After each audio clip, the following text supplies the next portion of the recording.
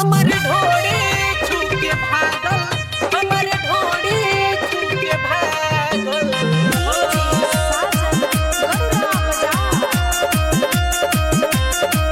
सुन सखिया एगो बतिया, रही साटा में गइल में घोल मठिया।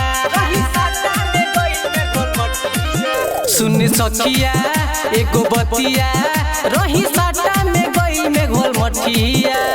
रामनगर लौरिया में तनिको रे पुन लागल, जिला बेतिया के हवे एगो पागल। हमारी ढोड़ी छूके भागल, हमारी ढोड़ी छूके भागल हो। हमारी ढोड़ी छूके भागल, हमारी ढोड़ी छूके भागल।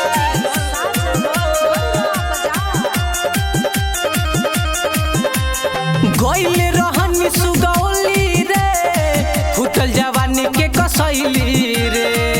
बागहा चौतरवा में सिजी भइले मोर थैली रे।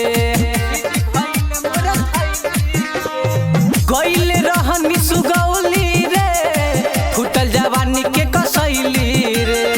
बागहा चौतरवा में सिजी भइले मोर थैली रे। आगवे बैठ के देखत रहे, अचके में जोश जागल, जिला